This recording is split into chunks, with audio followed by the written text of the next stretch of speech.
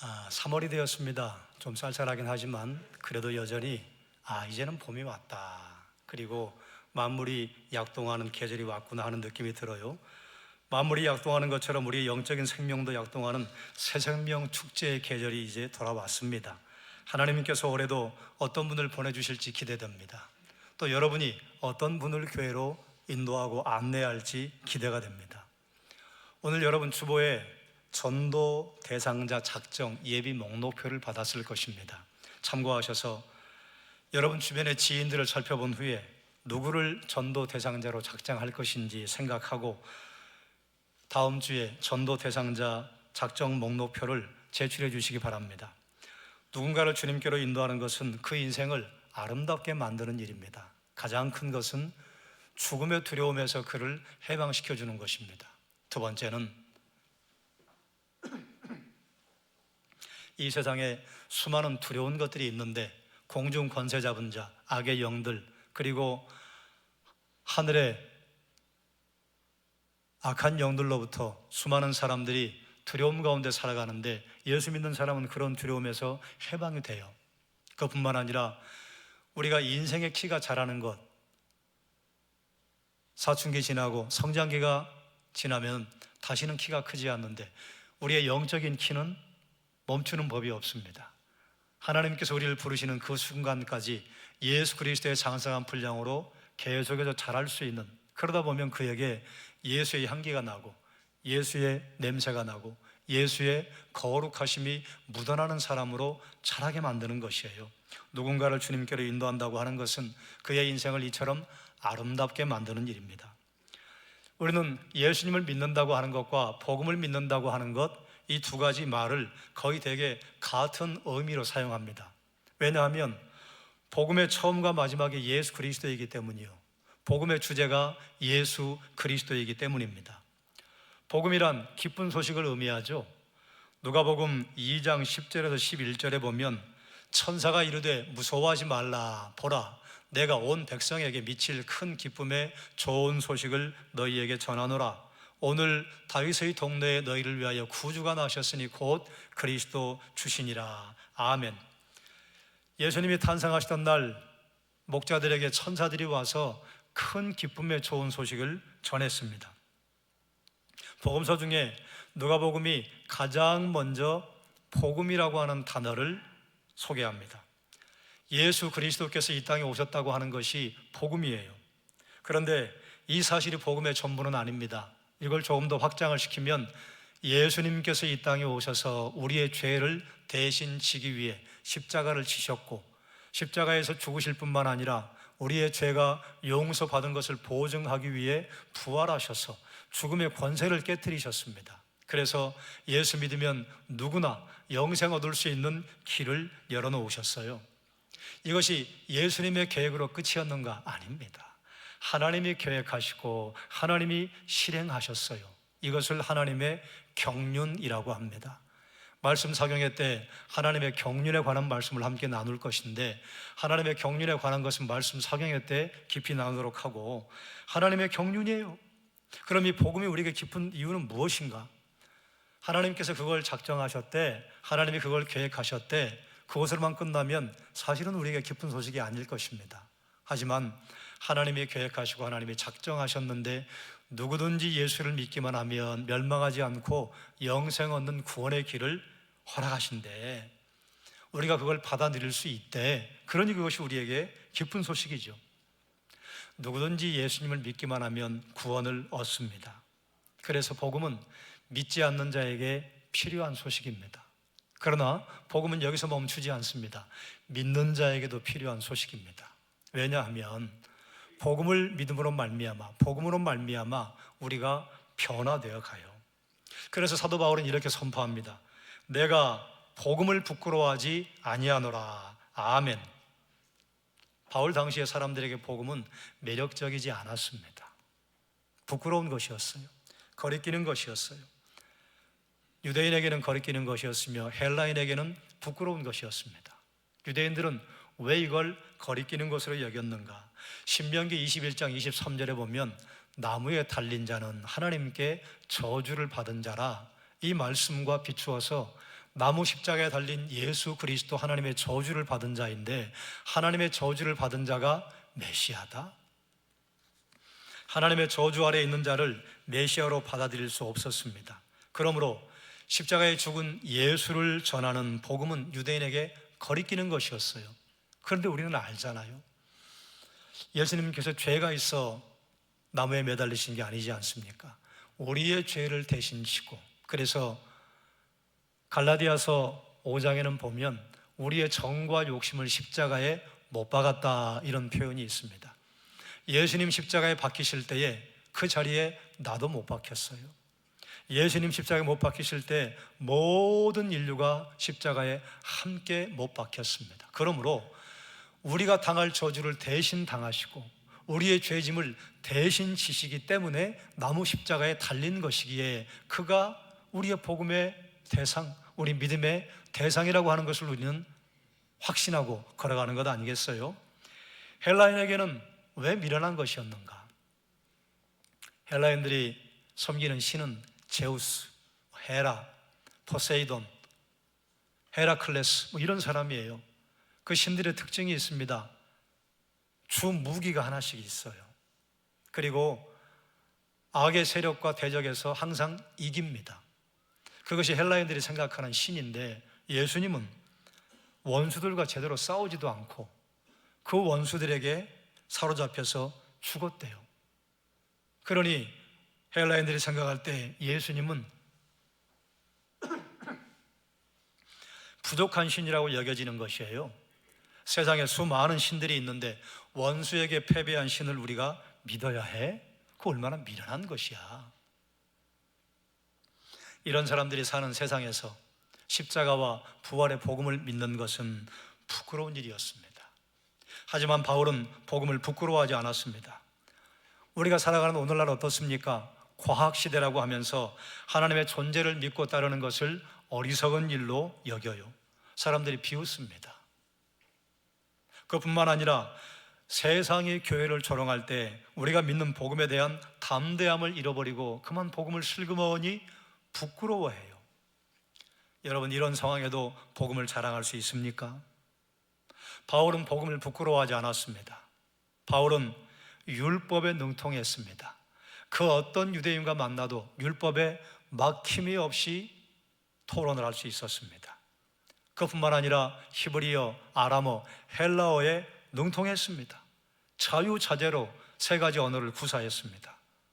바울은 로마 세계에서도 탁월한 지성을 가진 사람이었어요. 그래서 바울도 처음에는 복음을 부끄러워했습니다. 부끄러워할 뿐만 아니라 복음을 증오했습니다. 예수 믿는 사람들을 핍박하는 것을 하나님께 영광으로 올리는 일이라고 생각을 했습니다. 그래서 교회를 핍박하는 일에 앞장섰어요. 어느 날 교회를 핍박하기 위해 다메섹으로 가는 도중에 강렬한 빛 가운데 임하신 예수님을 만났습니다. 그 이전까지만 해도 바울에게 예수님은 거짓 신이었어요. 타도할 대상이었어요. 그런데 그분이 강렬한 빛 가운데 나타나셨습니다. 전통적으로 구약에 하나님의 임재는 무엇과 함께 나타나는가? 강렬한 빛과 함께 나타났어요. 강렬한 빛이 임했다? 하나님의 임재로 성경은 기록을 하고 있습니다. 성경을 누구보다 잘 알고 있는 바울은 강렬한 빛 가운데 나타나신 그분이 하나님이신 것을 알았는데 예수께서 거기서 말씀하시는 거예요. 그러니 그가 믿었던 종교의 체계와 신념의 체계가 송두리째 뿌리부터 무너지는 놀라운 경험을 하게 되었습니다. 3일 동안 식음을 전폐했습니다. 왜냐하면 그가 하나님께 영광을 올린다고 하는 일이 사실은 하나님을 대적하는 일을 하고 있었던 것입니다. 그가 믿고 있었던 율법의 체계가 이제는 뒤집어져야 했어요. 하나님을 알라, 오직 여호와를 알라. 이것이 누구로 대체가 되는가? 오직 그리스도를 알라. 그래서 예수를 하나님의 아들로 발견하고 그 다음 날부터 일어나서 선포하는 내용이 바뀌어요. 예수가 하나님의 아들이시다. 강력한 빛으로 말미암아 바울이 눈이 멀었습니다. 그런데 예수님의 제자 가운데 한 사람 아나니아가 안수에서 그의 기도로 눈이 다시 열렸습니다. 놀라운 경험을 했어요. 그는 눈 떴다고 생각했는데 사실은 장님과 같은 삶을 살았습니다. 그가 알고 있었다고 하는 모든 것들은 사실은 다시 재배열을 해야만 했습니다. 그 사흘 동안 그의 신념과 지식과 믿음이 다시 재배치가 된 것입니다.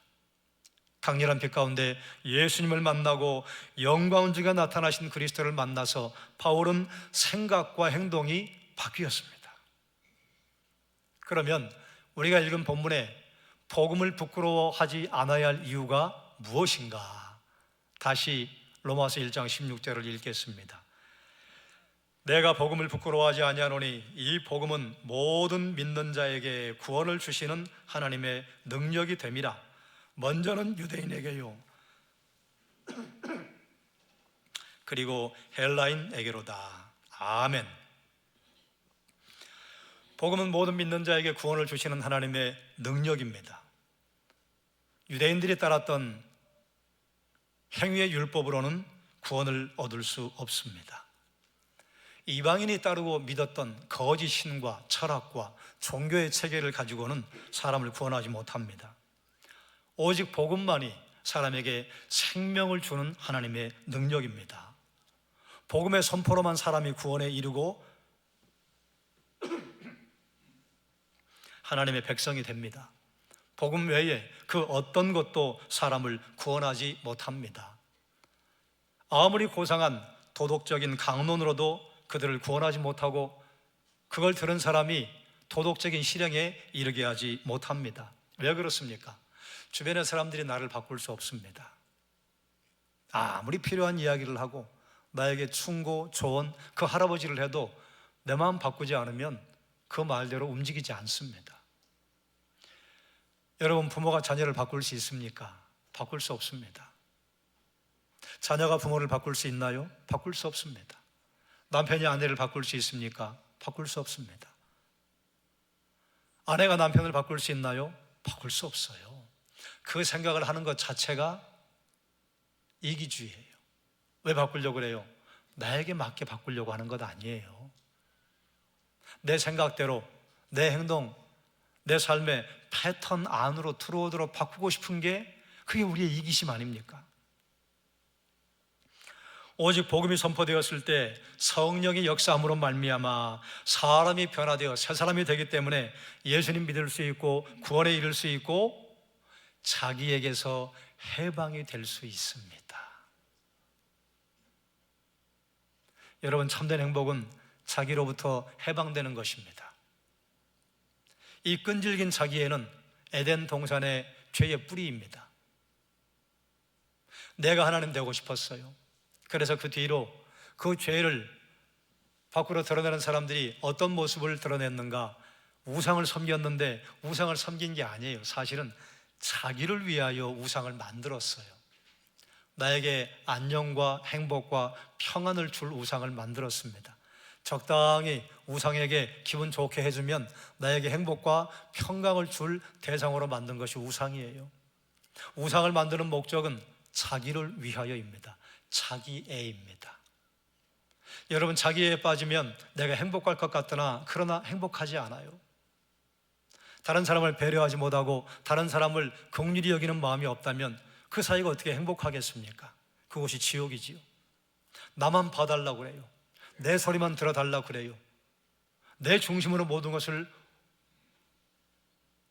모두 움직여 달라고만 부탁을 해요. 자기애입니다. 남편도 나 중심으로, 아내도 나 중심으로, 부모님도 나 중심으로만, 자녀들도 내 중심으로만. 여러분, 사람마다 하나님이 각자 하나님의 형상을 만드시고 그 속에 각자의 정서와 각자의 영혼을 주셨는데 어떻게 나에게 똥 맞는 사람으로 움직일 수가 있겠다는 말입니까? 그렇게 하는 순간 내 주변의 사람들은 불행해지고 그렇게 하는 순간 내 가정은 불행이 찾아옵니다. 자기에게서 해방돼요. 자기에게서 해방되는 것은 무엇으로 말미암아 가능한가? 내 인생의 왕자를 예수 그리스도에게 내어드리기 때문에 자기에게 해방되는 것이에요. 자기에게 해방되었을 때 그때 우리는 모든 걸 잃어버리는 것 같아요. 내 인생이 끝난 것 같아요. 그런데 하나님이 보이기 시작하고 이웃이 보이기 시작하고, 예수님의 시대에 복음을 전하기 위해 어떤 사람은 고향을 떠나고 국가를 떠나고 어렵고 힘든 삶이 있음에도 불구하고 그 안에서 하나님의 음성을 듣고 하나님의 눈으로 세계를 볼 수 있는 눈이 열리는 것입니다. 예수님께서는 먼저 너희는 그 나라와 그 의를 구하라고 그래요. 언뜻 보면 우리에게 손해가 되는 것 같아요. 왜 먼저 그 나라와 그 의를 구하라고 그래요? 먼저 내 나라와 내 의를 구하고 그 다음에 남는 여력이 있으면 그것을 가지고 그 나라와 그 의를 구하는 것이 우리의 생각 아닙니까? 그런데 무엇을 먹을까, 무엇을 마실까, 무엇을 입을까, 내 것을 먼저 계속 준비하다 보면, 그러면 거기가 지옥이에요. 어떤 사람이 천사가 지옥을 보여주었는데 똑같아요. 제가 전에 드렸던 말씀인데, 사람들이 먹을 것이 풍성한 곳에 있는데 손을 구부릴 수 없어요. 그런데 풍성한 걸 들고 자기 입에 집어넣으려고 아무리 애를 써도 일이 안 들어가요. 그게 지옥이에요. 천국은 역시 거기 있는 사람들도 손이 구부러지지 않아요. 산의 진미가 가득합니다. 천국은 옆 사람에게 먹여주는 곳이에요. 그럼 나도 배부르고 너도 배부르고, 나에게 함몰되어서 오직 내 나라에만 관심이 있는 그곳이 바로 지옥입니다. 참된 구원은 무엇인가? 자기 애, 자기 나라로부터 해방되는 것이에요. 복음이 선포되면 성령이 역사하기 때문에 사람이 변화됩니다. 그러므로 복음이 그 내용대로만 제시가 된다면 복음이 제시한 목표대로 사람은 변화될 수밖에는 없습니다. 복음 선포의 기적이 발생합니다. 여러분, 우리가 살아가는 세상에 가장 큰 기적이 무엇입니까? 사람이 변화되는 것이죠. 복음 외에 어떤 방법으로도 하나님의 구원이 시행되지 않습니다. 복음 외에 어떤 것으로도 사람이 변화될 수 없습니다. 그렇기 때문에 전도자는 언제든지 복음을 선포해야 합니다. 우리가 선포하는 복음의 내용을 가장 잘 기록해 놓은 것이 요한복음 3장 16절입니다. 하나님이 세상을 이처럼 사랑하사 독생자를 주셨으니 이는 그를 믿는 자마다 멸망하지 않고 영생을 얻게 하려 하심이라. 아멘. 하나님께서 여러분을 사랑하십니다. 하나님께서 여러분을 위한 놀라운 계획을 준비했습니다. 예수님을 이 땅에 보내신 것입니다. 그래서 누구든지 예수님 믿으면 멸망하지 않고 영생을 얻는 길을 열어놓으셨어요. 그래서 우리는 이렇게 선포하지요. 예수 믿고 구원받으세요. 예수 믿으면 평안한 삶을 살 수 있습니다. 여러분, 예수 믿어 평안한 삶을 산다고 하는 것은 무풍지대 온실 속으로 들어가는 게 아니에요. 고난을 만나요. 핍박도 만나요. 그런데 그 가운데 평안을 주시는 것입니다. 지난주 수요일 2025년 수요 길거리 전도가 시작이 되었습니다. 다녀오신 분들이 다 경험을 했겠지만 저도 늘 가는 저의 코스가 있어요. 가면 늘 만나는 분들이 있습니다. 제가 지난 겨울 시작이 될 때 이제 다음 주에 안 옵니다. 봄에 오겠습니다. 그랬더니 기다렸다는 거예요. 그분들에게 무슨 긴 말을 할 수 있어요? 예수님의 이름으로 축복합니다. 하나님이 여러분을 사랑하십니다. 예수 믿고 구원받으세요.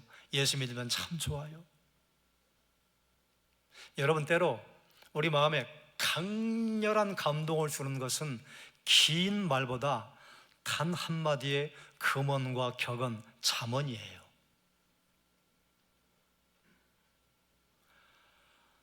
어떤 사람이 예수를 믿었는데 예수 믿은 간증을 했어요.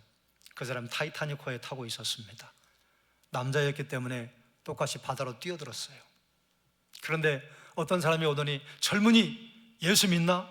아닌데요. 그리고 파도가 그들을 갈라놓았어요. 또 조금 있다가 그분이 가까이 오더니 젊은이 죽음이 준비가 되었나? 아닌데요. 또 파도가 그들을 갈라놓았어요. 그리고 그분을 다시는 보지 못했습니다. 그런데 그 사람은 구조받아서 집으로 돌아갔는데 그 죽음의 순간에 그분이 젊은이 예수 믿나? 젊은이 죽음은 준비되었나? 그 말이 떠나질 않는 거예요. 그래서 교회로 찾아가서 거기서 예수님을 영접하고, 사실 내가 예수님을 영접한 것은 이런 일 때문입니다. 젊은이 예수 믿나? 젊은이 죽음은 준비가 되었나? 그분은 이 외마디 같은 간단한 복음을 전하고 그날 하나님의 부르심을 받았습니다. 그런데 그 짧은 말 한마디가 한 사람의 생명으로 다시 그 생명의 끈이 연결되는 놀라운 역사가 일어난 것입니다. 복음을 믿기 전과 지금의 여러분을 한번 비교해 보십시오. 우리는 이렇게 말해요. 사람은 변하지 않습니다. 우리 속담에 그런 말도 있잖아요.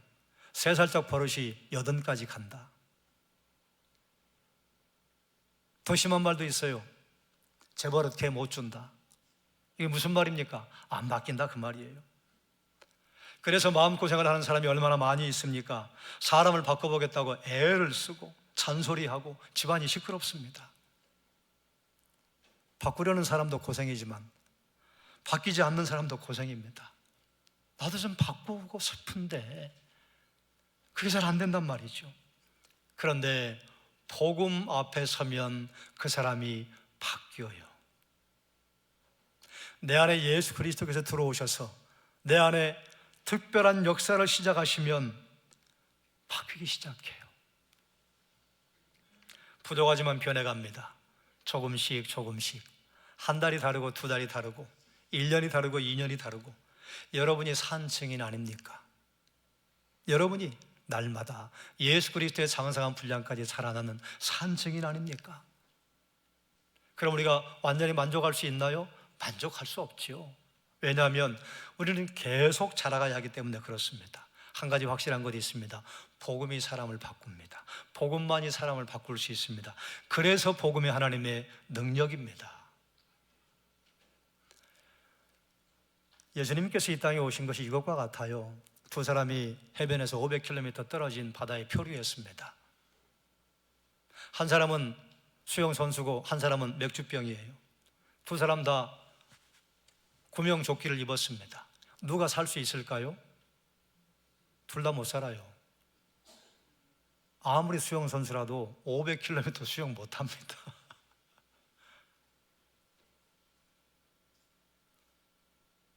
아무리 수영선수 근육이 발달해 있어도 물속에 10분 지나고 20분 지나고 30분 지나면 저체온증 옵니다. 헤라클레스 같은 근육이 있으면 뭐해요? 정신이 오락가락 하는데, 우리 인생이 그와 같아요. 모든 사람은 영적으로 저 멀리 500km 떨어진 곳에 내팽개쳐진 사람과 같습니다. 거기서 우리가 선하면 얼마나 완벽하게 선할 수 있겠습니까? 거기서 우리가 학문이 뛰어나면 얼마나 뛰어난 학문을 갖추고 있겠습니까? 우리가 도덕적으로 완벽하면 얼마나 완벽할 수 있겠습니까? 수영선수와 맥주병인 사람 가운데 누가 거기서 살아날 수 있을까요? 둘 다 못 살아나요. 그런데 구조 헬기가 왔습니다. 구조 헬기가 생명줄을 내려보냈습니다. 누가 살아요? 생명줄 잡은 사람이 살아요. 수영선수가 나 수영선수예요. 난 괜찮아요. 놔두면 죽어요. 하나님의 세상을 이처럼 사랑하사 독생자를 주셨으니 이것은 예수 그리스도라는 생명줄을 이 땅에 하나님께서 보내셨어요. 우리의 의로움, 우리의 선함, 우리의 도덕, 우리의 학문, 우리의 과학, 그것이 도대체 얼마나 된다는 말입니까? 누가 살아요? 생명줄 잡는 사람이 삽니다. 우리가 아무리 선하다고 할지라도 완전하게 선할 수 없습니다. 여러분이 배운 그 학문이 여러분을 살립니까? 먹여 살리는 데는 좀 도움을 줄 수 있지만 그것이 여러분의 죽음의 문제를 해결해 주냐 그 말이에요. 우리는 모두 길을 잃었습니다. 그래서 구주가 우리에게는 필요합니다. 이 사실을 깨닫고 예수 그리스도, 우리의 생명줄로 주신 예수 그리스도를 붙잡고 그분을 통한 구원을 받아들인 사람만이 구원될 수 있는 것입니다. 사랑하는 여러분, 기억하기를 바랍니다. 예수님께서 이 땅에 오셔서 우리 죄를 대신 십자가에서 짊어지시고 부활하심으로 말미암아 우리 죄값을 모두 해결하시고 믿는 자마다 구원 얻는 길을 열어주셨다고 하는 것을 누구든지 믿는 자는 그 구원을 얻는다는 것이 복음이에요. 기쁜 소식이에요. 예전에 우리가 불렀던 찬양 가운데 이런 가사가 있지요. 돈으로도 못 가요 하나님 나라, 벼슬로도 못 가요 하나님 나라, 잘생겨도 못 가요, 힘이 세도 못 가요 하나님 나라, 믿음으로만 가는 나라. 만약에 돈이 많은 순서대로 천국 간다면 얼마나 불공평합니까? 잘생긴 순서대로 간다면 여기 천국 갈 사람 몇이나 될까요? 얼마나 불공평합니까? 내가 이렇게 태어났어요? 우리 어머니 아버지가 이렇게 만들어 준 것이지? 아니, 정확하게는 하나님이 이렇게 만들어 놓으시고 잘생긴 순서대로 천국 간다고요? 그럼 하나님 책임지셔야죠. 힘이 센 사람 순서대로 천국 간다고 그러면 어린아이와 노인들과 여인들은 아무도 못 가요. 얼마나 불공평합니까? 믿음으로 가는 나라. 그래서 복음이라고 하는 거예요. 믿음은 누구나 하나님께서 주신 선물대로 이걸 드러낼 수 있습니다.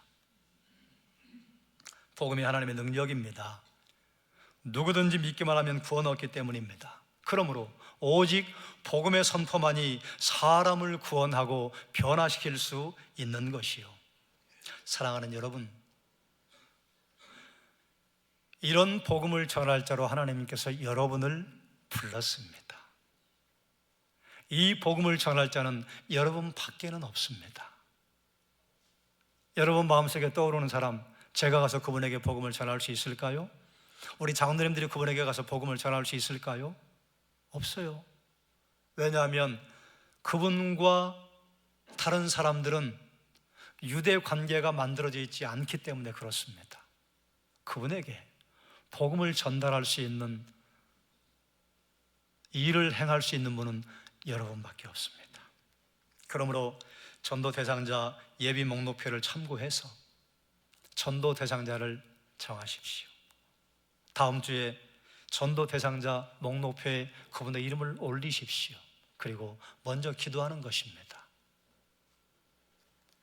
한 영혼이 구원받는가 구원받지 못하는가, 여러분의 순종과 여러분의 기도에 달려 있습니다. 하나님이 주시는 거룩한 부담입니다. 이 거룩한 부담을 통해서 올해 하나님께서 우리 교회 또 새로운 생명을 보내실 것입니다. 생명줄 던져주는 것은 던져주기만 하면 됩니다. 내가 던졌더니 그 사람 받고 안 받고는 그분의 선택이에요. 그것까지 우리가 막 고민할 필요는 없습니다. 내가 이 말을 했을 때 안 받아들여지면 어떡하지? 그건 그분의 책임이에요.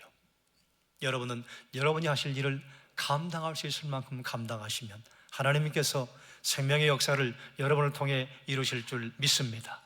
기도하겠습니다. 하나님이 세상을 이처럼 사랑하사 독생자를 주셨으니 이는 그를 믿는 자마다 멸망하지 않고 영생을 얻게 하려 함이라. 아멘.